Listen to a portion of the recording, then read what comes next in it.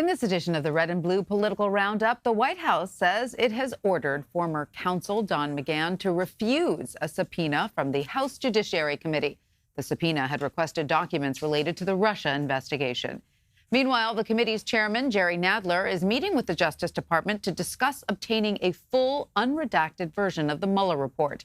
Nadler's committee is also weighing whether or not to hold Attorney General William Barr in contempt for refusing to release it.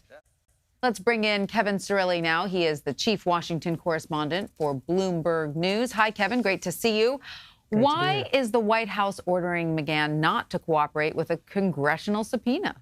Strategy. It's all strategy. Look, the White House has said that from a broader standpoint, whether it relates to the Mueller investigation or whether it relates to the president's tax returns, that they are going to try to use every legal avenue available to them in order to thwart some of the Democratic investigations that are happening. They also feel that from a political standpoint, the polls are on their side, especially within Republican circles. They feel that Democrats are going to overreach on this front. Now, when I talk to Democrats, they say, hey, wait a minute, this is part of a broader Democratic strategy to paint a picture of a culture of corruption. It's why all of these different data points to them matter. But whether or not it's overreach or whether or not it's culture of corruption, look, we're going to find out once in the next presidential cycle. Right. And at the same time, the president is saying he does not feel that special counsel Robert Mueller should testify. We did hear the Attorney General William Barr say earlier that he didn't see a problem with it.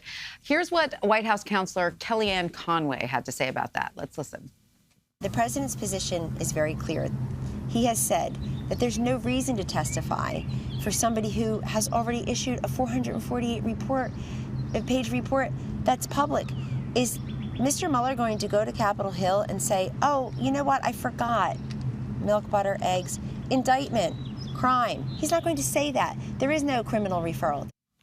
So, Kevin, does it seem like the White House might take, you have to love Kellyanne Conway, but does it seem like the White House might take any steps to prevent Mueller from testifying, especially when the Attorney General said he didn't have a problem with it?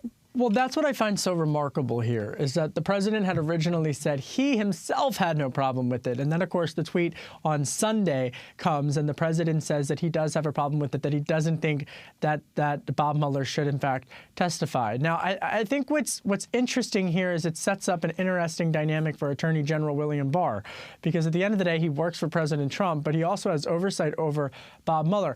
I was struck by Senator Lindsey Graham, the Senate Judiciary Committee chairman, a Republican from South Carolina, has the president's ear. Senator Graham in lockstep with this White House. I think Chairman Graham, really foreshadowed the contours of this when, after William Barr's testimony before the Senate, he came out to the microphones and said he didn't think that Bob Mueller has to testify. Bottom line, I think the Democrats want the unredacted version of the report. They want to hear from Bob Mueller to testify. But the calculation inside of 1600 Pennsylvania Avenue is that it's not making much of an impact amongst independent voters. It's why you saw Attorney General Barr say that last week that he didn't really feel that there was much. He didn't say this, but the inference was, by him not testifying in the House, that there wasn't that much to be lost politically. Right. All right. So how then are Democrats reacting to the White House's positions on McGahn and Mueller? Well, look at House Speaker Nancy Pelosi. I mean, she really laid a political bombshell today when she said that the president wants to be impeached, and that really using the word impeachment. Now, virtually no one, you know this, no one realistically in Democratic or Republican circles takes seriously the idea of there actually being impeachment proceedings, despite the calls from the Democratic base to have as much. And even with the conclusion of the Mueller report, though that ship seems to have sailed. But still, the rhetorical approach coming from Democrats is continuing. It is, to some extent, intensifying. And I would anticipate that it continues to intensify, especially as these investigations make their way through the courts. It was interesting to hear Nancy Pelosi say that she believes the president wants them to start impeachment proceedings, because he thinks that it could be politically helpful for him, to rally the debate. That was fascinating. But anyway, I want to ask you about the Justice Department working on an agreement with Democrats on the House Judiciary Committee to head off a contempt hearing for Attorney General William Barr on Wednesday. What is the latest you're hearing about that?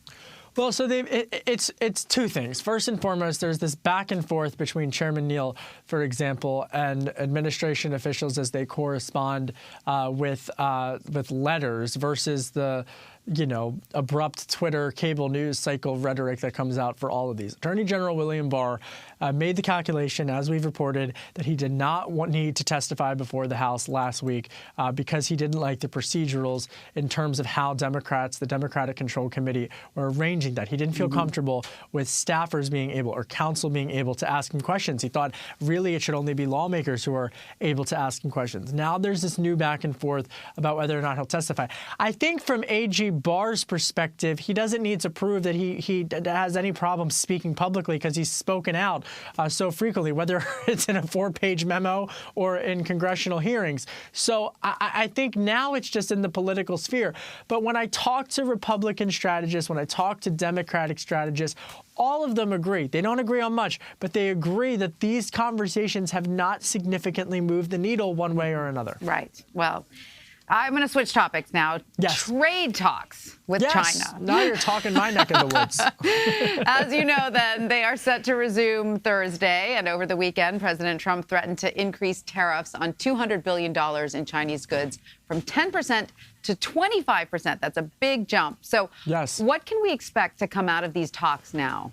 Three things. First and foremost, Wall Street is slumped as a result of this, particularly some big companies tick downward on this news. Caterpillars, Boeings, John Deere's of the world. I mean, these are supply chains that are directly impacted by these tariffs that are escalating and being ratcheted up at 12:01 a.m. on Friday. You mentioned the second point that I'll make, which is that these tariffs had already increased 10%.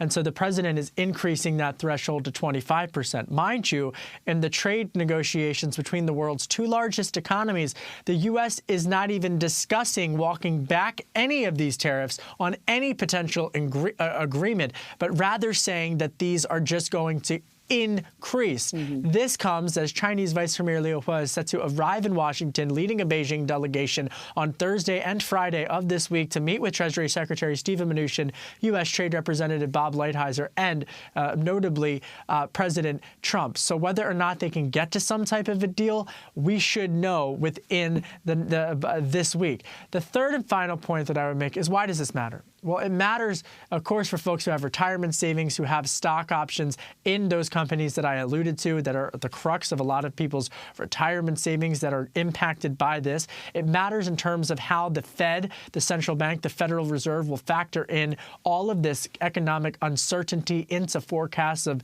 inflation, for example, and whether or not they should continue with their monetary policy. And finally, economists know when there is a trade war, it directly impacts lower income Americans. When they go to Walmart, when they go to some of these stores, they're going to feel the impacts on goods that are made in China, from clothing to a can of soda that are made of metal commodities. That is why some observers say that China might actually just wait out. They don't have to deal with elections, right? The Chinese government doesn't have to worry about exactly what you pointed out. The Trump administration does, right? So there are some observers who say, well, China can just wait it out because they can sort of gamble on the fact that President Trump will not win if he's got the lower end of the economy suffering through a trade war. Precisely. And remember, Chinese President Xi Jinping, he's got power for virtually the rest of his life. On the other side of that, some economists suggest that China is headed toward some economic turbulence of their own. But you can't look at the president prefers bilateral trade negotiations, but you can't look at bilateral negotiations and not expect a multilateral response. Look at what we're seeing with Senate Finance Committee Chairman Chuck Grassley, a Republican from Iowa, saying that steel and aluminum tariffs in USMCA or NAFTA 2.0 are going to sink the ratification of this. And the last and quick point that I would note, I know I'm nerding out, but this is literally my forte. The last point that I would note is that there is a divide in the Republican Party. I interviewed Senator Kevin Cramer, a Republican from North Dakota. They don't like the tariffs. The business community, Republicans, they cannot stand these tariffs. President Trump, he says he's tariff man. Right. All right, Kevin Cirilli, we love when you nerd out on us. Thank you so much for that. Thank you. Thanks.